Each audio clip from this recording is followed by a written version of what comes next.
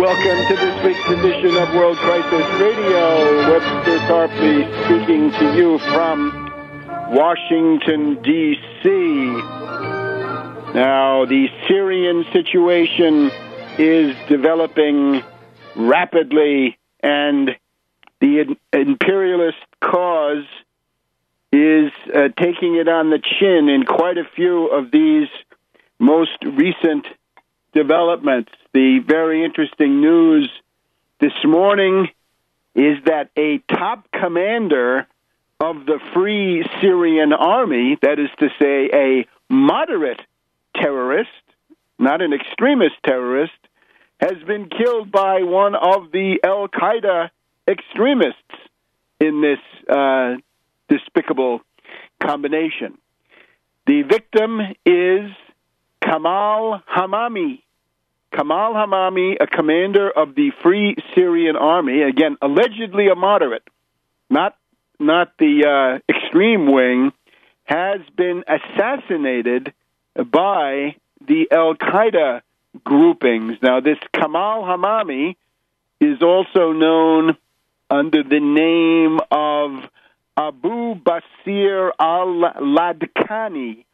He is allegedly one of the top 30 members of the Supreme Military Command of the, in quotes, Free Syrian Army. Gee, I wonder what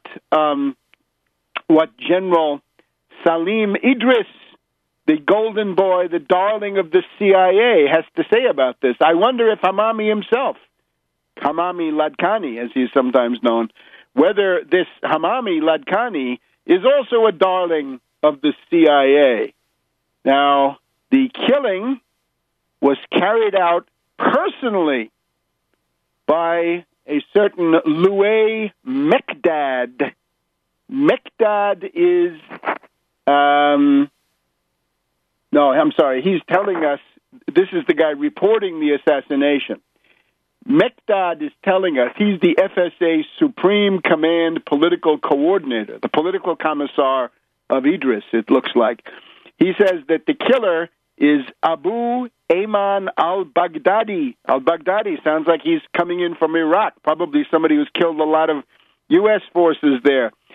He is the emir of the coastal region for this alleged Islamic State, which is what one of the groups at least wants, right? Whether it's the Nusra network, that's harder to say, but one of the members of the Islamic State of Iraq and Levant.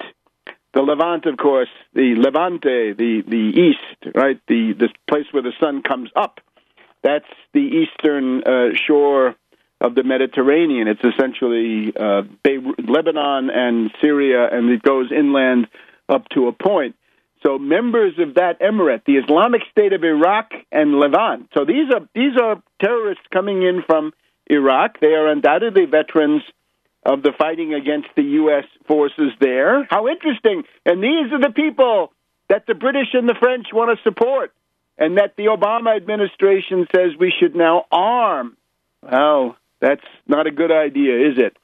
So fighting among the death squads is now the shocking new reality. And, of course, that means if you give advanced weapons to the so-called moderates of the FSA, then along come the Nusra people and the Islamic State of Iraq and the Levant, and they kill the moderate beneficiaries, and they take the advanced weapons and use them according to their nefarious goals. Even the Syrian Observatory for Human Rights, the British tailor in Coventry, linked to Rifat Assad, right, the half-brother of the elder Assad, right, this older group, they admit that there have been numbers of clashes between the people coming in from Iraq and the other more indigenous people. The FSA and the Islamic State have had violent exchanges in several areas of Syria over the past 2 weeks, showing the growing antagonism between Assad's foes. Last Friday, the Islamic State of Iraq and the Levant killed an FSA rebel in Idlib province and cut his head off, decapitated him. And there have been attacks in many provinces, says this tailor, Rami Abdel Rahman, right, paid by Rifat Assad, as far as published reports have alleged. So this is the situation. It is a tremendous embarrassment for anybody proposing to support these killers, and that includes the Obama administration. So remember, the benchmarks are these. Obama has one merit. Up to now, he says no to the 1,000-bomber raid and the 5 divisions and the tanks and the infantry and the big ground assault and everything that goes with it. No to that. No to the carrier groups in the Eastern Mediterranean, in the Red Sea, in the Arabian Sea. No, no, no, says Obama. Do it all on the cheap. Do it all through these other means, right? Use proxy forces, play Turkey, play Egypt, play others against the government of Assad, but that's not working. So it's important to hold on to the fact that Obama is saying no to the big war. He says yes to the little war, absolutely, to the treacherous war, the stealth war, cyber, economic sanctions, assassinations, drones, special forces, proxies, buck passing, you name it, does all that.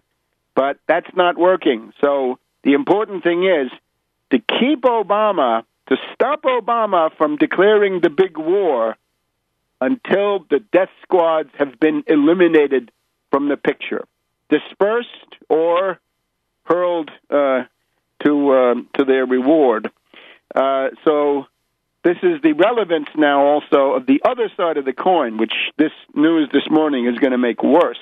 New front open in Syria as rebels say al-Qaeda attack means war. Now, open war between the rebel factions. How interesting. Yesterday, already, Thursday, July 12th, we have the main headline of the Washington Post. Divisions on the Hill stall Syria plan. The Obama administration's month-old plan to arm opposition fighters in Syria has stalled as a result of congressional disagreements over whether and how to aid the rebels seeking to oust President Bashar al-Assad. And here we find the people who have failed. Briefings and personal visits have come from top administration officials, including Vice President Joe Biden, Secretary of State John Forbes Kerry of Skull and Bones, and we'll get to him later. We want him impeached. And the CIA Director John O. Brennan have failed to shake strongly held views in the U.S. Congress, according to various administration officials and congressional sources. So let's just look at a little bit of this delicious detail. Now, this is something that people in the United States can and must contribute to. Those congressional hacks will be going home for the summer vacation before too long. They're going to have public meetings. You've got to go to them and say, not one penny, not one bullet, nothing for the death squads, for the killers, the crazies in Syria. We don't want any part of them, and if you do, that will be a Nuremberg crime. So what we have in this interesting article, the vocabulary above all, is highly interesting. We're told that it's a quagmire in the making, and we'll be back in just a minute on World Crisis Radio. Welcome back to World Crisis Radio. This is the edition for Friday, the 12th of July. Congratulations to the French for their national holiday coming up on Sunday, the 14th of July, right? The French Revolution, a very interesting thing to keep in mind when you look at Egypt, because there are some interesting comparisons, which we will elaborate maybe a little bit today, but primarily in future weeks. Right now, it's the fact that the Al-Qaeda branch, the Islamic Emirate of Iraq and the Levant, their coastal emir, has killed Kamal Hamami, a moderate, in quotes, Free Syrian Army commander. So the takfiris, the holier-than-thous, the sectarians, I'm tempted to call them the Gnasio Islamists, right? Remember the old Gnasio Lutherans of the late 1500s, right? The real hardliners, the real doctrinaires, nobody good enough for them, and if you're not good enough, watch out, they'll behead you.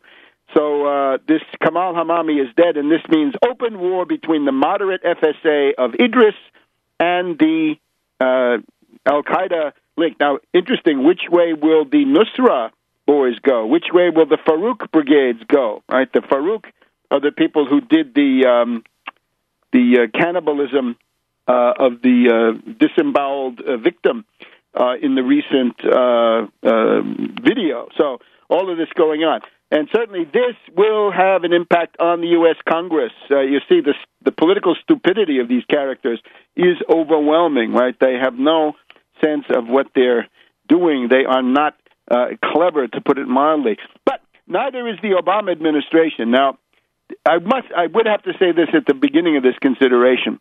This Obama strategy of getting the money from Congress to arm the rebels is so feckless and so stupid that one might think this is a strategy designed a priori to fail, that Obama wants it to fail, gets him off the hook, and switches the attention to his emissaries, right, as we heard, Biden, Kerry, and Brennan, and to the relevant congressional committee. So Obama comes out looking okay, whereas these other people are the ones that are slogging there in the congressional mud at the base of Capitol Hill. So here's what we have.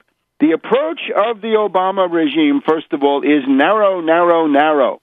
They're going with the people on the intelligence committees, right? Mike Rogers in the House, reactionary Republican, the odious totalitarian liberal Feinstein on the Senate side, and their respective ranking members. I think it's Dutch Ruppersberger on the House side, but and I think who is it? Corker on the perhaps not Corker, but somebody else.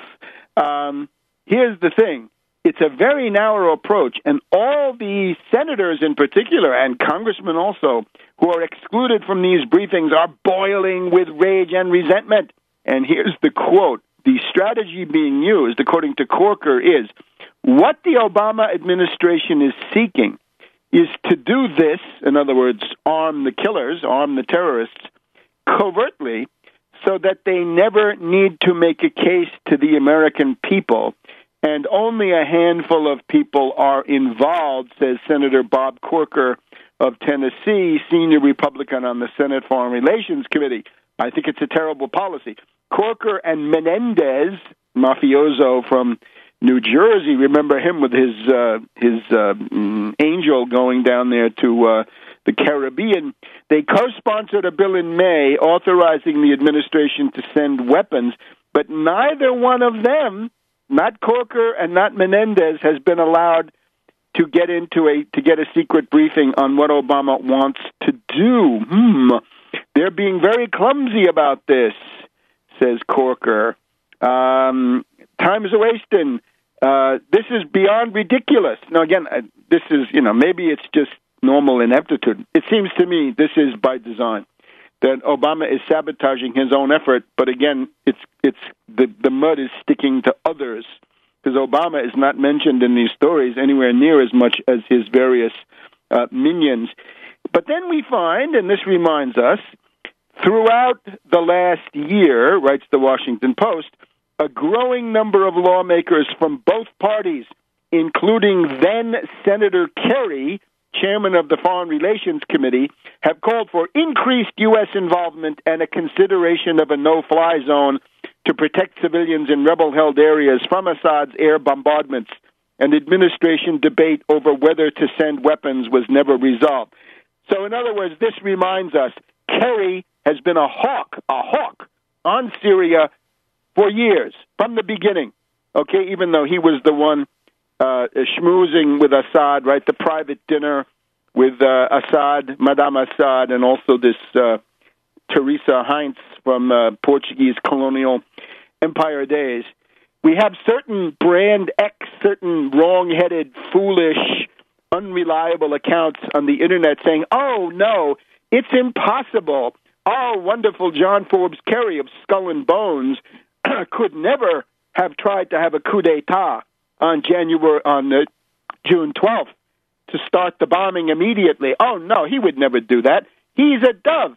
He's a dove. I'm sorry. He is a hawk. He wants to bomb. That's his entire shtick. And we're told, oh, this must be some kind of a plot by the Israelis. Yeah, right. If you think that the Skull and Bones faction needs to take lessons in evil from the Israelis, you are ignoring quite a few U.S. wars that were being carried on before the Israelis ever even existed. So this is a usual cop-out.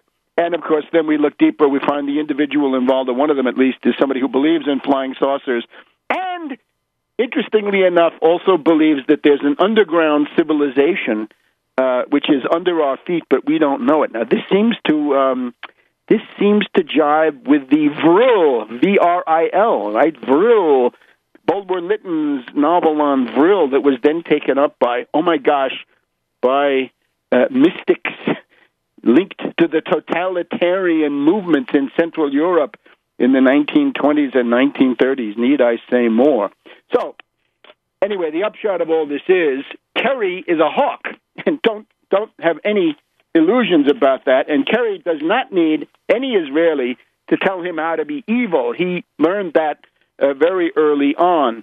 So that's the situation. We have to hope that on this one, the congressional logjam will go on and on. And, of course, we're getting other assistance from the rebels themselves. One rebel, and I think this is actually the guy who did the cannibalism, right? He disemboweled his dead prisoner. He's saying to the U.S. Congress, if you don't give me sophisticated weapons, I will start disemboweling and cannibalizing more. So take that, you people on the Hill. So good. Let them put that in their pipes and smoke it. And we'll be back on the World Crisis Radio in just a minute. Welcome back to World Crisis Radio. Webster Tarpley here in Washington, D.C. Now, of course, a word of caution, which is that when things go as bad as this for the imperialist, terrorist side of things, this is when they lash out. It's time for yellow alert, certainly, for new Gulf of Tonkin incidents, new kinds of false flag events. It would take something pretty big because by virtue of having cried wolf so many times on this chemical issue, the terrorists have largely discredited themselves. Right? There were reports in the past week that barrels and barrels full of toxic chemicals were found under the control of the rebels. And, of course, the central event on this front in the past week, the distinguished Russian Foreign Minister Lavrov, in a formal press conference in the Foreign Ministry in Moscow, has announced that the government of the Russian Federation possesses incontrovertible proof that the rebels, the terrorist side, the anti-Assad people, have used poison gas. And in assembling this evidence, the Russian Federation has rigorously respected the chain of custody, the various technical rules governing the superintending and administration of the various pieces of evidence. These were gathered by the Russian Federation and never left their custody. They are not random things that have been brought in by journalists or passersby or paid informants or anything of the sort. And Russia says that they have transmitted this proof, convincing, incontrovertible evidence, to Ban Ki-moon and others at the UN Secretariat, the UN Security Council, and others at the UN. And that very soon the Russian Federation will proceed to publish this documentation on the use of poison gas by the terrorist death squad rebels, so dear to the British, the French, the Israelis, the neocons, and indeed to the Obama administration. So that's one important side. Now, we're still waiting. The U.S. government said they had proof. Well, where's the proof? Don't come to us in this day and age, post-Colin Powell at the UN, and expect us to believe you. We don't believe you. We don't believe Ben Rhodes. Ben Rhodes is a flim-flam artist, right? Ben Rhodes was the most despicable character in the summer of last year with his fake Syrian television programs, right? Replacing the actual Syrian programming with CIA programming. I'm sure that was really interesting to watch. So we don't believe in Ben Rhodes. We want the proof, and if we don't get it, we're obviously we're not going to go down this road. And it's clear the White House has no such proof, whereas it's also clear that the Russian Federation does have such proof.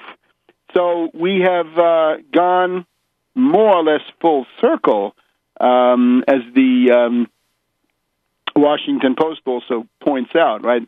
There was an attempt about a year ago, this was Ben Rhodes, the assassination of several key members of the Syrian National Defense Council, the attempted decapitation of the regime, an attempted coup d'etat, but the Syrian state, which again I would say built up on Nasserist criteria, and it was once part of the United Arab Republic of Nasser.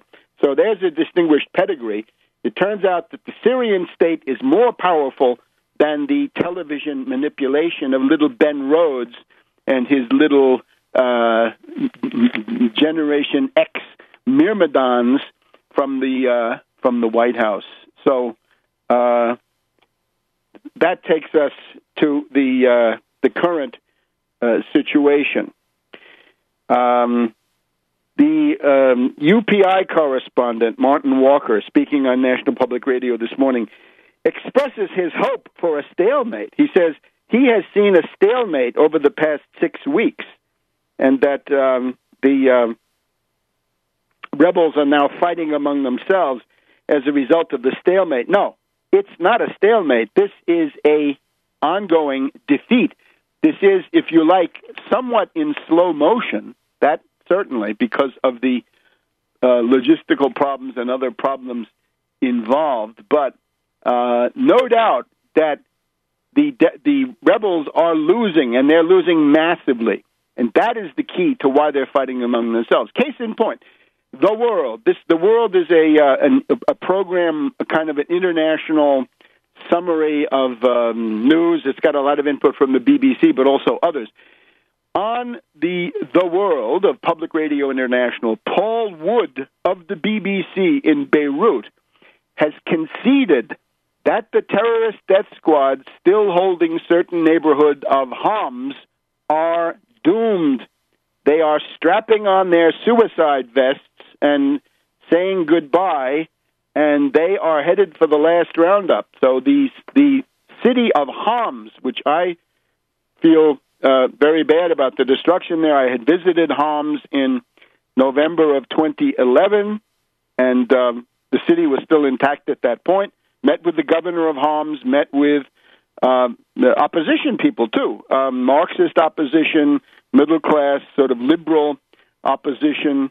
Noticed that the religious leaders, be it the Greek Orthodox, the Maronite, the Melkite, the Syriac, all of them supporting the Assad government. So seculars and Christians and Alawites and quite a few Sunnis supporting the Sunni business class, certainly supporting Assad. This city has now been partially destroyed by the rebellion, but it is now likely that it will be definitively liberated within the next month, I would say. And at that point, the fighting moves on to Aleppo.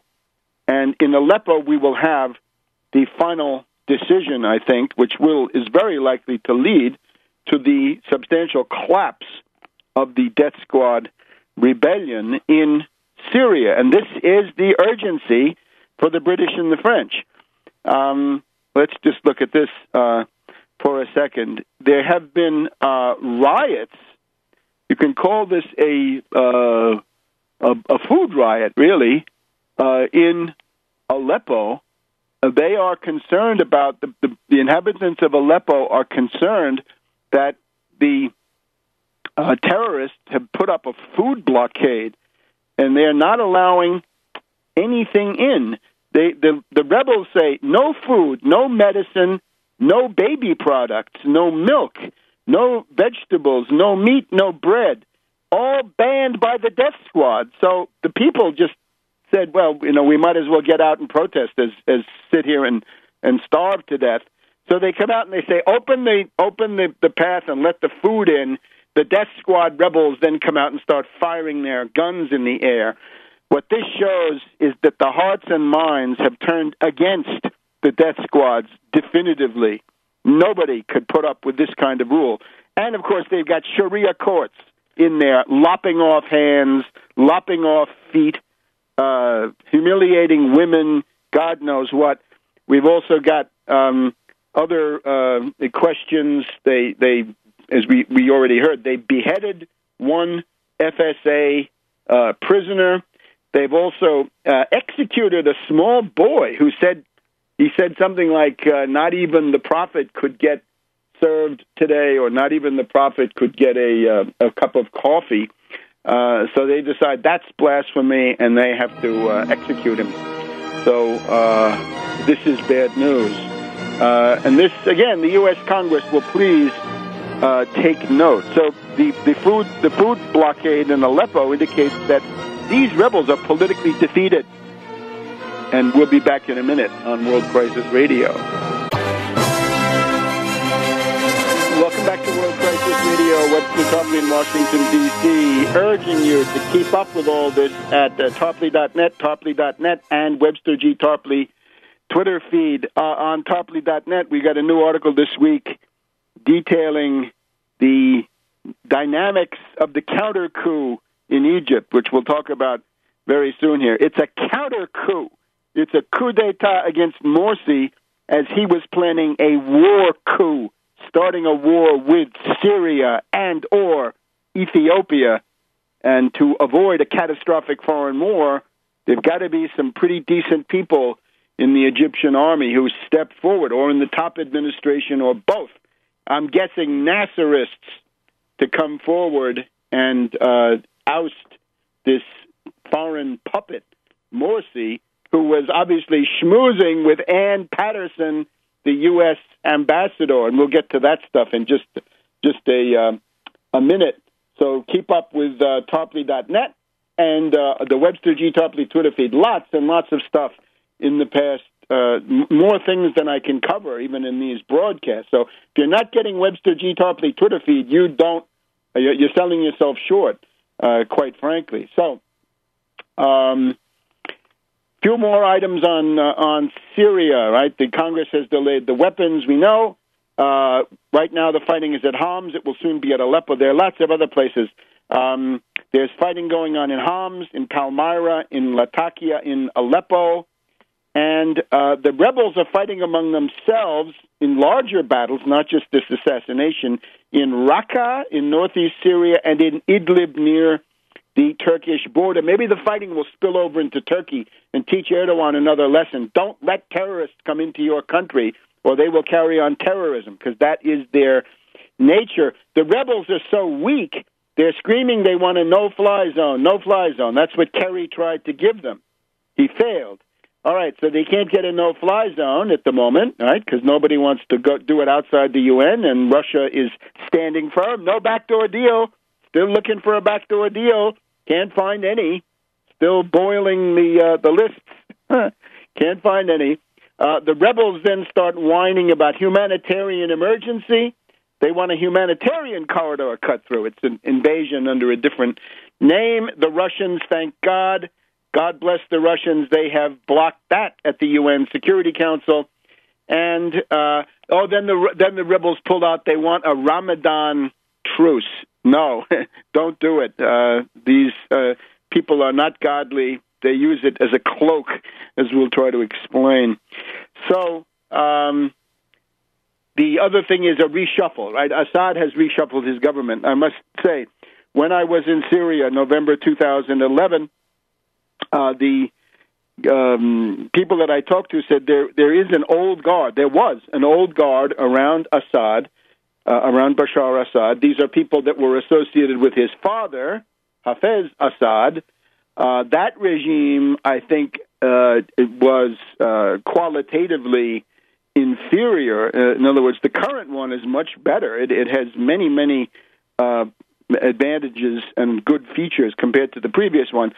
Anyways, my sources told me these people from the old guard, they think that they're the founding fathers. They think that they're all heroes, whereas the population regards them as thieves. So it looks to me like that's who got ousted from the Syrian government. On the whole, is probably a step in the right direction. So the main thing, again, vigilance, watch out for Gulf of Tonkin, watch out for false flag events. Don't believe, frankly, remember, the vaccination, the inoculation is immunize people. Don't believe any false flag that points to Syria, because it is guaranteed at this point to be manufactured and a fraud. The Geneva Conference, the U.S. paid lip service. The Russians were sincerely interested in setting this up. The Syrian government accepted. The death squad say no, and now they are a million miles away. And in all this, the rebels have a new political puppet prime minister. I won't even dignify this character with any particular comments. Now, intimately connected to Syria is, of course, Egypt. They used to be one country. There's no way around it. These are two prime countries of the Arab world. So what do we have here? Well, this was a counter coup. This is the analysis that I think most faithfully reproduces the truth of this situation. It is a counter coup.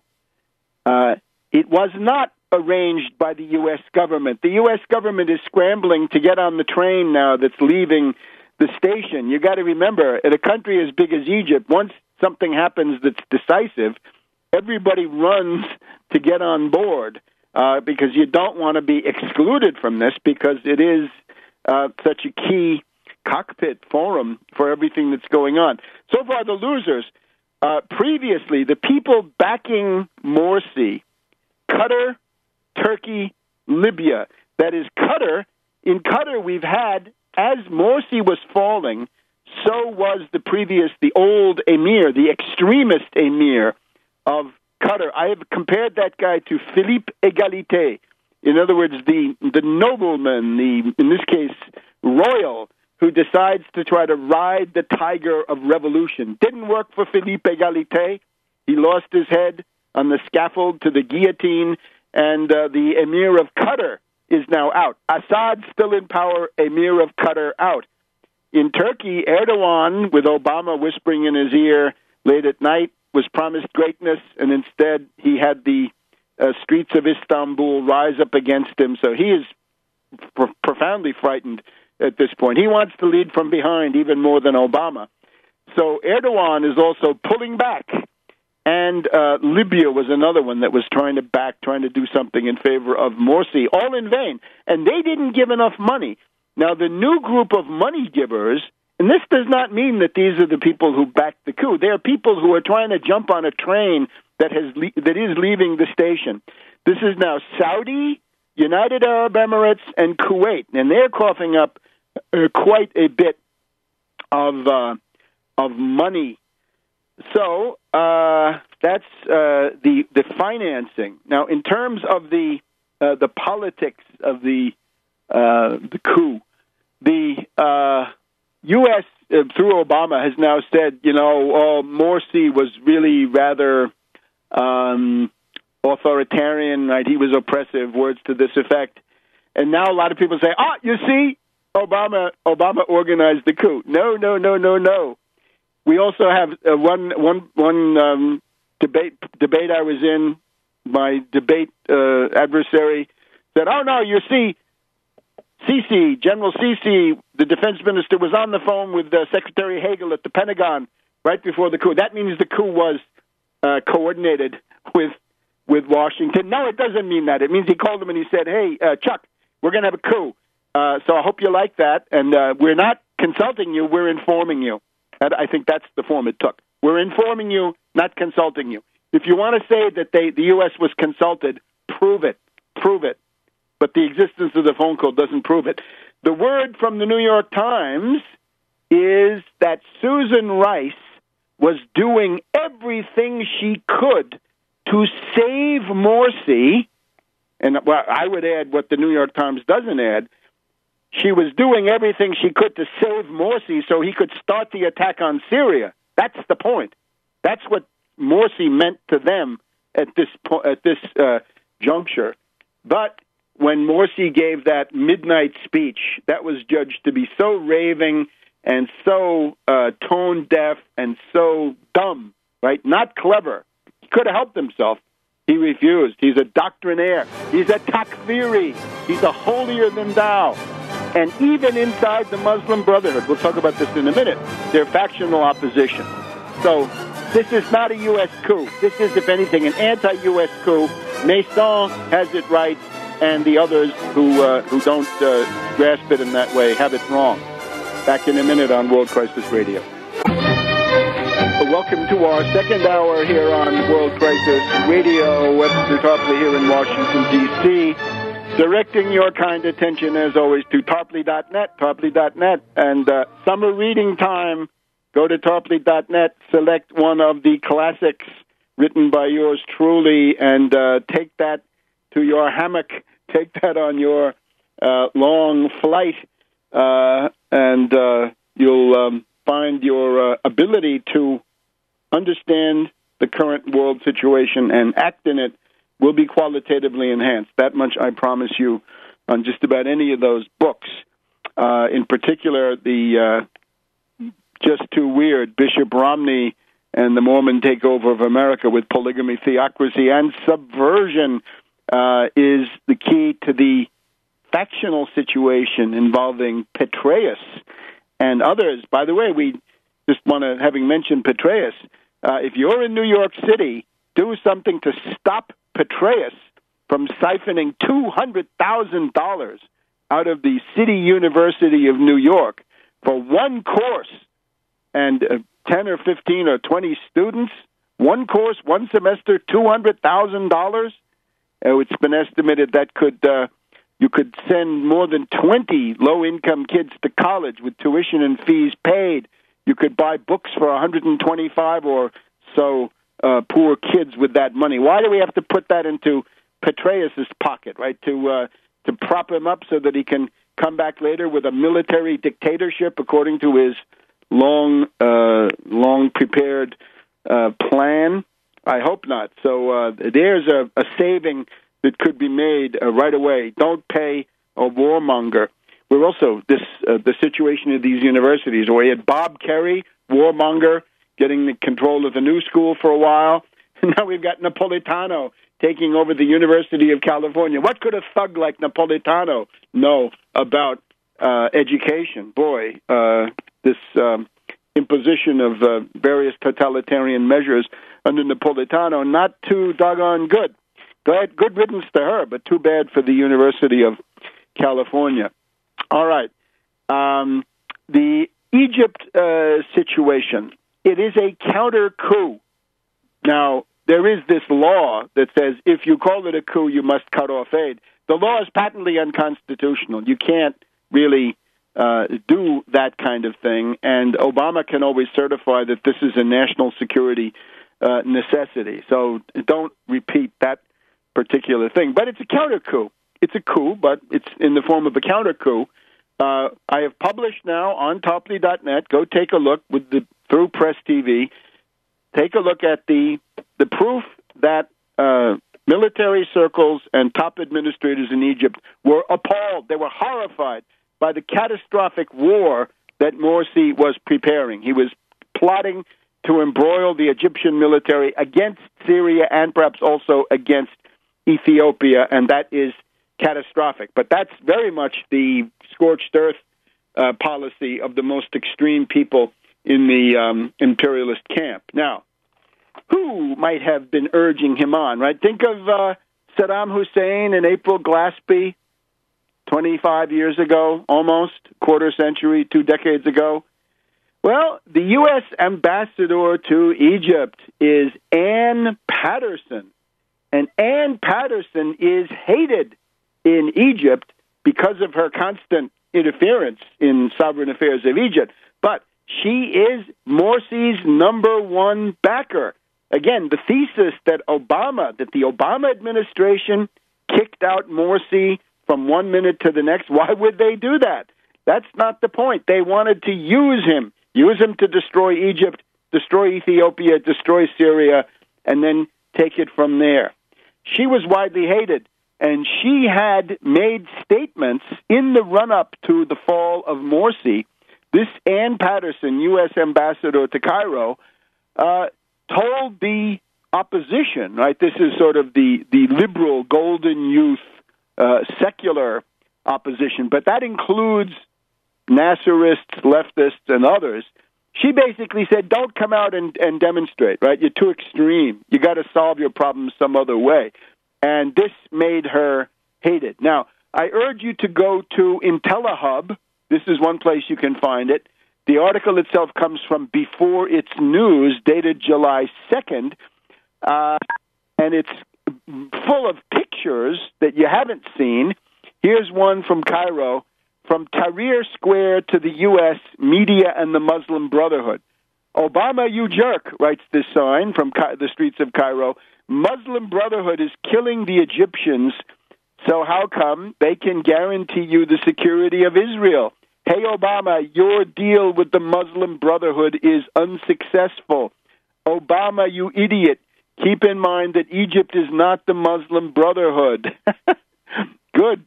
Then we have the next one, a picture of Ann Patterson and a big red cross across her face. She's wearing a stylish tailleur, and it says, kick this bitch out of Egypt, because she supports Morsi, obviously. Then we have another one, even more explicit. Obama and Patterson, with pictures of both. Obama and Ann Patterson, U.S. ambassador. Obama and Patterson support terrorism in Egypt. Now, that means Morsi. If you were watching Paula Sleer of RT, she tried to bootleg this in. Paula Sleer was arguing that the coup was organized by the U.S. Yeah, sure. The U.S. is the fountain of all evil. I guess it is. But in this case, it's not. In this case, it is an indigenous coup coming from the army and the administration to save the nation from Morsi and, above all, from his lunatic foreign adventure. So Obama and Patterson support terrorism in Egypt. Here's another guy on Twitter says, ever notice the striking similarity between the Obama campaign logo 2008 and the logo for the Salafi al-Nur party? If you want to see these pictures, go to Webster G. Tarpley Twitter feed, go down to, a couple of days ago, and you'll see them. And now there are just a couple more. Here's another good one. Obama, your bitch is our dictator. That means Morsi. Here's another one. Obama supports terrorism. This is the podium of a big outdoor demo. And then they got a mug of Morsi with a big yellow cross over his face. And here's another one. Obama supports terrorism with a big central Cairo building that you've seen on TV in the background. So you get it?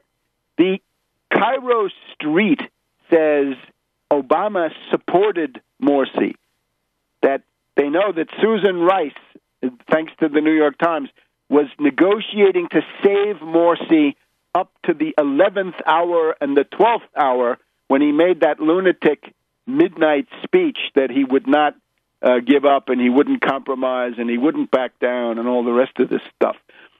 So I'm afraid that people who claim that this is all done by the U.S., and we mentioned some of them last week. We don't need to go through this again. They have got it wrong. Now then, there's also the question of the Muslim Brotherhood itself. Was his support compact? We saw that the Noor party, the Salafis, meaning paid for by Saudi Arabia and getting more money from Saudi Arabia than Morsi was getting from Qatar, turns out, in retrospect. The Noor party turned against him at the key moment. How about his own Ikhwan, his own Muslim Brotherhood? The Ikhwan was split because some of them said, look, Morsi's going too far too fast. His total power grab is going to cause a backlash, a boomerang effect. Tell him to slow down. Right? Morsi is too extreme, say some of them. And we've got in the past day or two the head of the Al-Aqsa Mosque, the largest in Cairo, or one of the big ones in Cairo, calling for peace and reconciliation, not what the Muslim Brotherhood is calling for. The Muslim Brotherhood says they want the uprising of the Egyptian people. So there it is. It's not a U.S. coup. It's an anti-U.S. coup. It targets the alliance of the CIA and the Muslim Brotherhood worldwide. And we'll be back in just a minute. Welcome back to World Crisis Radio. Now let us attempt to address a somewhat deeper question, right? Was the Muslim Brotherhood right for Egypt? I mean, was there some case to be made in favor of this government, right? The decisive trigger in the short term is Morsi's aggressive plan to embroil this country in a catastrophic war, and this we don't give up on. This is the fact. Attack Syria and or Ethiopia and get Syria involved in this Sunni versus Shiite massacre, catastrophe, which would destroy the Middle East. But that's the main imperialist policy, and he was willing to go along with that. Now, I want to refer to things that have been put up on, from Kevin Barrett, whom I consider a friend, but he says that I am misinformed about Egypt and that I interpret Egypt exclusively through the lens of Syria. No. The problem with Morsi is, first of all, economics. His capitulation, his sellout to the International Monetary Fund in regard to Egypt. Remember, the campaign of the Muslim Brotherhood was, we will raise the incomes of the poorest workers and peasants. And then they turn around and make a deal with the IMF, the main force of usury in the world, the most anti-Islamic of institutions. They sign a letter of intent, they accept conditionalities, they double the price of gasoline, a regressive action. They increase the sales tax, another regressive action. They signal that they're ready for a value-added tax. These are catastrophic measures. And this is the beginning of the end of Morsi. This is where the political conditions for his fall were generated, right? For the elites, it's this thing with Syria, which they can see.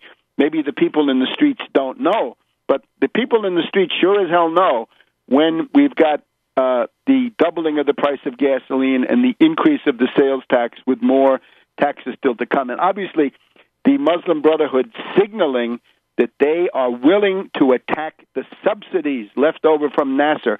These subsidies are the heart of the economy, right? Egypt obviously needs about 20 million acres of new productive land, which would be irrigated. They do have the water. It's called the Nile.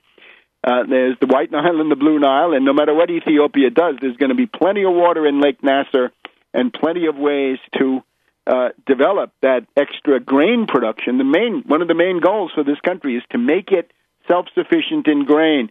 Right now, Egypt is the biggest international grain buyer, and this is a tremendous vulnerability because it's the U.S. that controls the grain spigot, and this is not good. And it's used for blackmail purposes. So that's where Morsi got himself into trouble. The other thing, of course, is that Morsi's, his authoritarian tendencies, his desire to grab all power, these were only too obvious. As he went along, he put out these decrees back in November, December was the main one, saying, I'm above the law. My actions cannot be reviewed by the Supreme Court. I am not subjected to judicial review. And there are other decrees at lower levels, right, which do the same sort of thing. So it's impossible to say this was a rigorously constitutional government that was overthrown by a coup that was absolutely illegal, because the Constitution that he was operating under was a thing of shreds and patches, something that he had made up largely himself along the way, coming out of a constitutional convention that was packed, was illegitimate, was loaded, right? Remember the Islamists took the lion's share and they wouldn't allow the others, right? So there are so many problems with this. It's not clear-cut at all. But let's even go to the deeper level. Kevin's thesis is that the main enemy in the Middle East is the deep state. And the deep state is the same all over, but people in the Middle East want to get rid of the deep state, and they want an Islamic society. Well, let's look at this. He says, don't pay any attention to the secularists. Well, there are secularists, right? In Cairo, in Alexandria, how many there are, I don't know. Are they 5% of the Egyptian population? Are they 10%? I don't know. But there are secularists, right? And they're going to be important people. There are also Copts. There are 10% of the Egyptian population who are Copts. So you might get up to 20, 25% who somehow won't identify themselves in a strict Islamic government. He also adds that majorities in Egypt and across the Islamic world want strict application of Sharia. Now that I would have to examine in quite a bit of detail to understand what version are you talking about, because there are quite a few different Sharias, right? There's the Taliban version, there's the Saudi Wahhabite version, there's the Saudi Salafist version. There are any number, and Turkey and Syria don't have this, and they have done well without it. And I'm not at all sure whether this is the answer in a country as diverse already as Egypt. And then if you look at some place like Syria, which is even more diverse, there you're going to find some problems. And above all, is it the Sunni version or the Shiite version? Because in Egypt, the Shiites are maybe 1% to 2% as far as I can see, but again, they would then line up with these other groups. Are all of them going to be disenfranchised? But let's look even further at the deep state. Well, the deep state in the Arab world means, in many cases, something quite different. If we look at Saudi Arabia, you tell me what the deep state in Saudi Arabia is. It's the royal family. You look at the Gulf, look at Qatar, look at Kuwait, look at the United Arab Emirates, look at Oman, and so forth. The deep state there is an absolute monarchy. So don't tell me that the deep state is the same all over the world. This extends to Morocco. This extends to Jordan. The deep state is an absolute monarchy. If we then look at Syria today, Libya under Gaddafi, and other places like this, what you find is a Nasserist authoritarian government, which is ultimately military. Mubarak is more or less the same thing. These governments have fallen way short of the original goals of Nasserism, but a large part of that is that they've been under such constant imperialist attack. The imperialists have left no doubt when the British and the U.S. supported the Muslim Brotherhood in Egypt in the 1950s against Nasser, they are telling you what their strategic choices are. Nasser seized the Suez Canal, built the Aswan High Dam. The British and the French and the U.S. say, well, we're going with the Muslim Brotherhood against that kind of policy. And this has not changed. This is going on until now. Back in a minute on World Crisis Radio. Welcome back to World Crisis Radio with Webster Tarpley here in Washington, D.C. The counter-coup in Egypt by, I'm guessing, Nasserist elements in the army joined by Nasserist elements in the administration. Now, what has happened since then, we have, obviously, we got problems. We've got this new president, right, Mansour, and he has brought in the new prime minister, who is a puppet of the IMF. He's a neoliberal.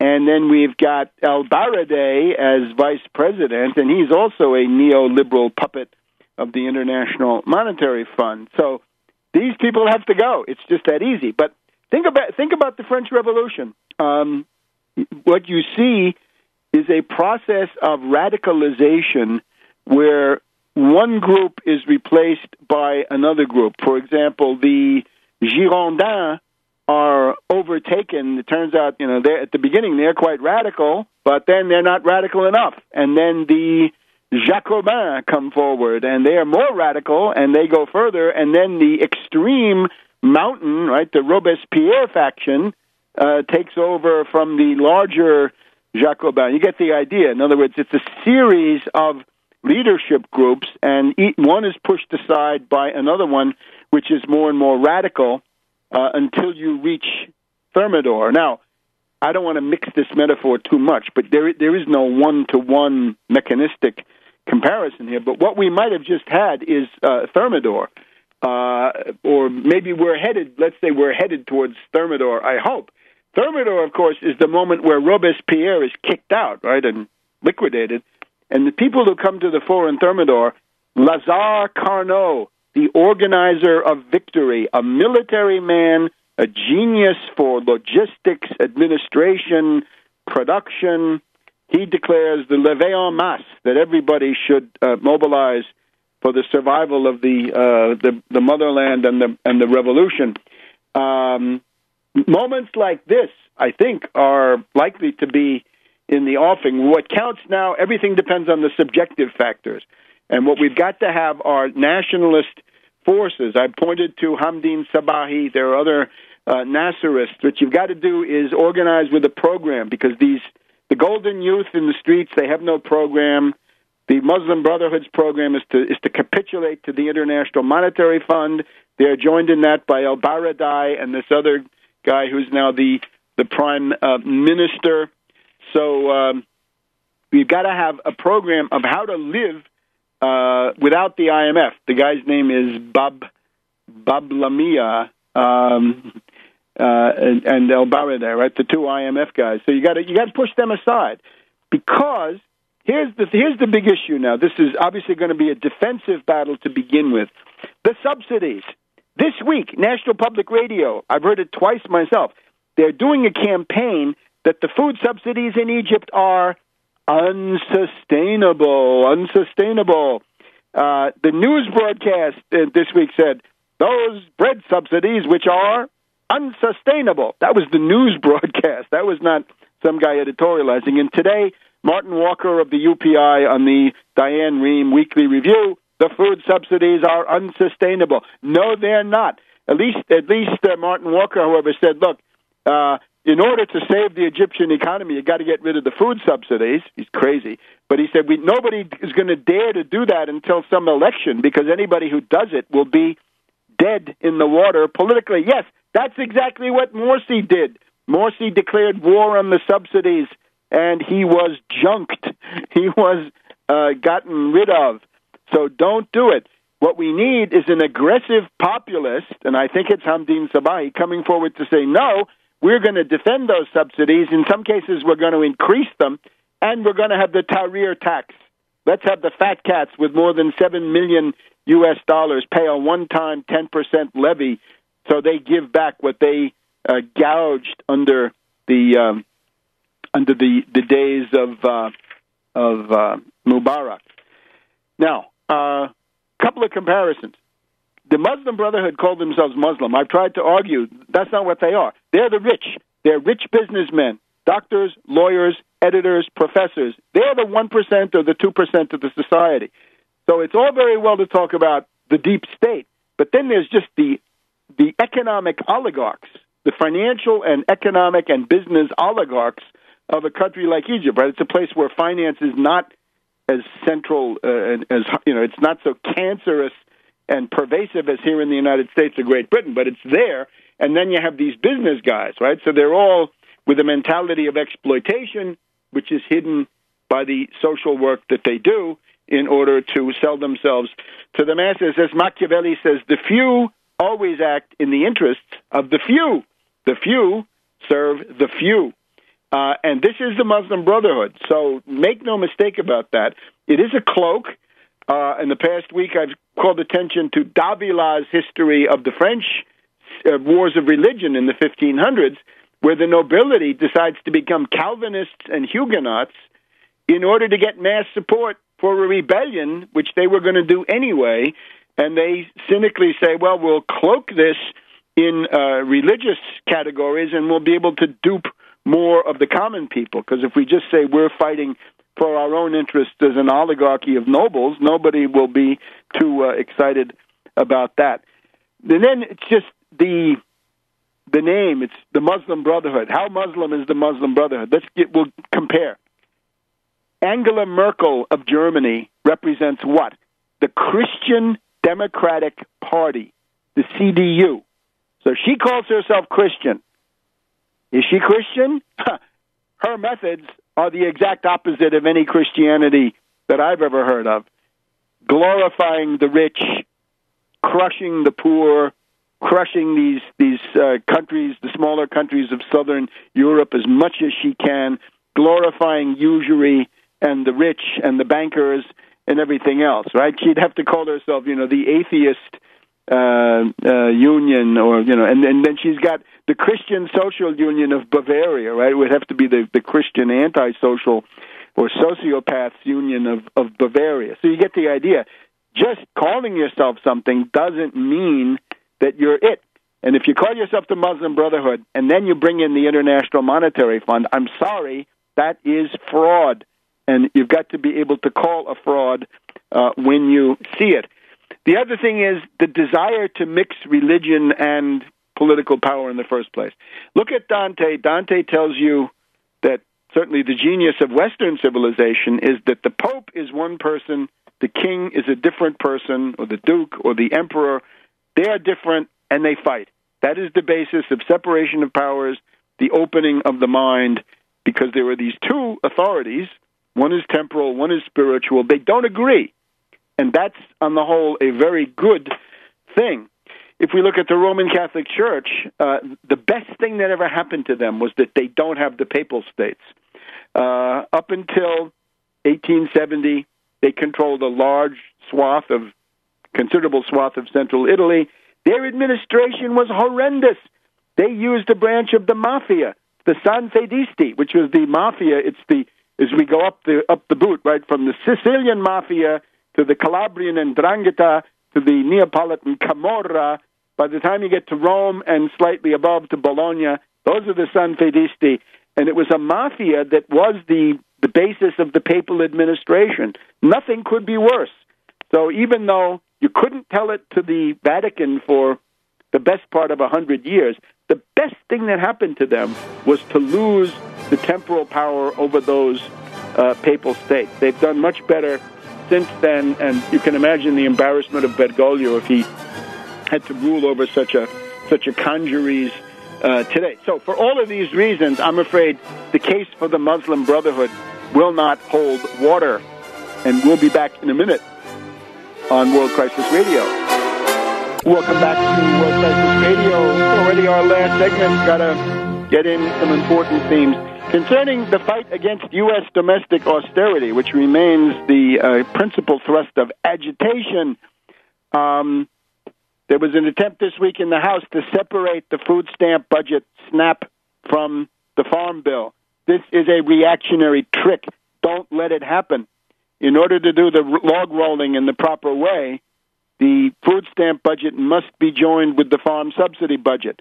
In other words, we want two things: the full funding, generous funding of the food stamp budget, more than what we have today, plus parity prices for farmers. Don't separate them. Anybody proposing such a separation is a reactionary Republican proposing to dump the poor. But the contempt, the genocidal animus of the Republicans against low-income people who rely on food stamps and WIC and other Head Start and other programs, this could not be more clear, right? In the case of Head Start, out of this program, it's about a $500 million cut in the availability of it. So this is absolutely destructive.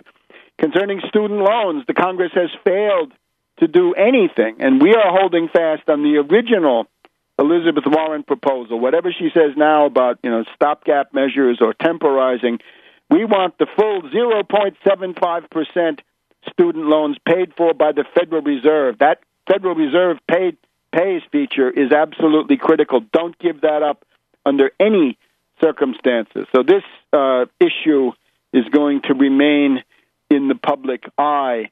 There's also the question of immigration. We'll deal with this in coming programs. Remember, July 1st, the student loan rate doubled. October 1st is the new fiscal year. If we don't have a budget, there will be government shutdowns and more killer cuts, more genocidal austerity brought on by these Tea Party fanatics, with some collusion, of course, from the Wall Street Democrats. And then beyond that, the debt ceiling. And there must be no giving in on the debt ceiling. The 14th Amendment, we fought the Civil War. The debt at Gettysburg died so that we could have the 14th Amendment. You're not allowed to go bankrupt. The public debt of the United States shall not be questioned. We can't have anti-state actors, subversives, anarchists, lunatics coming in and trying to destroy the form of government that we've chosen because of their personal heteronomy or their status as sociopaths.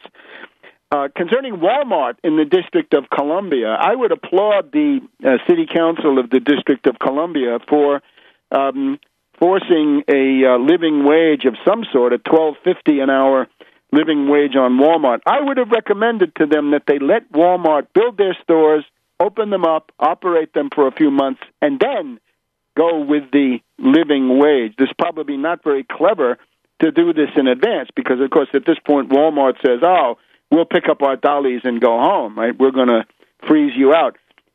The Walmart low-wage model is killing the United States. The United States is historically a high-wage country. That is the essence of the U.S. economic success story. High wages, and fought for, to be sure, not given away, but eventually obtained. That was the reality over many, many decades and centuries. If you go to the Confederate model, right, this is a small discount chain from the Ozarks that has grown like a cancer. The Confederate model, of course, is low wage. Low wage is a loser. With low wage, the Chinese eat you alive, and others will eat you. The Vietnamese will eat you alive, and so on down the line. And the union busting that goes with it. So I would say to Walmart, we don't want you. We don't want what you call economic development. And if Vincent Gray, the mayor of the District of Columbia, goes for that, that's really unfortunate. Now, let's try to do as much as we can with Bradley Manning, with Assange, and with Snowden. I would call special attention to the argument made by the Bradley Manning defense at Fort Meade, Maryland, this past week. The defense argues for Bradley Manning. His lawyers say that what Bradley Manning released was not new. There was nothing new. It was all available in open source, public domain sources. Yes, that's exactly what I've been arguing, that the limited hangout artists, and that includes this unfortunate guy who should be released, right? I agree with him. It's precisely true. He didn't reveal anything new, so let him go. Let him out of there. Give him his freedom.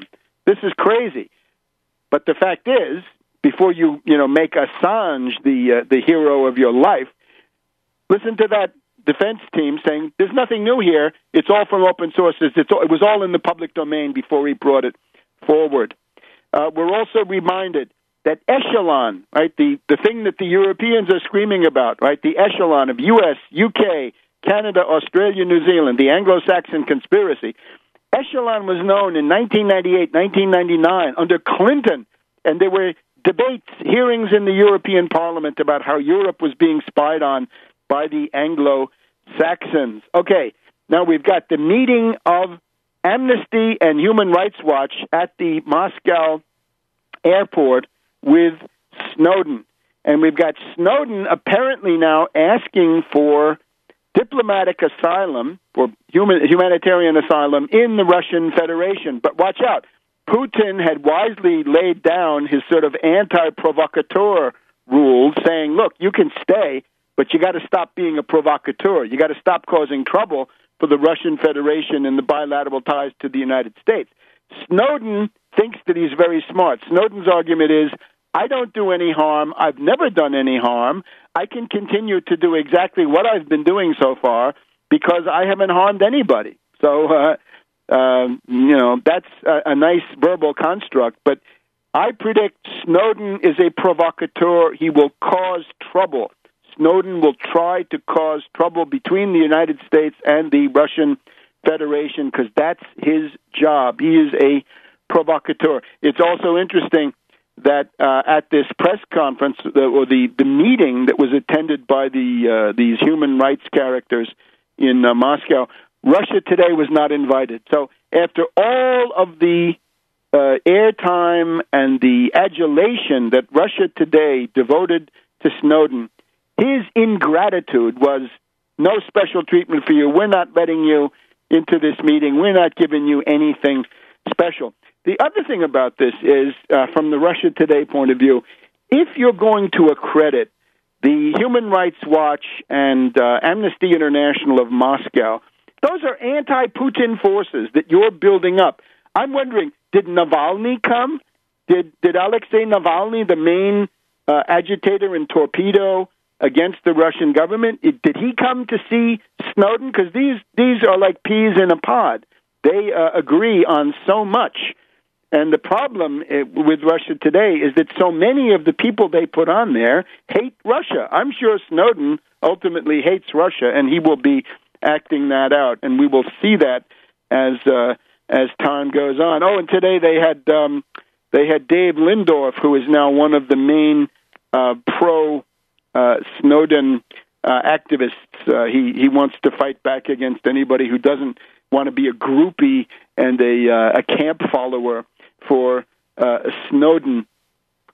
So this is the status. We're also interested in Sarah Harrison, Assange's girlfriend, a British citizen who has been sent in, it looks like, as a controller, as a minder for Snowden. Remember, Snowden's father, Lonnie Snowden, complained that Assange will not let him talk to his son, and that Glenn Greenwald said that statements that have been put out attributed to Snowden were actually written by Assange. So there's a whole nest of intrigue, lies, deception in this area.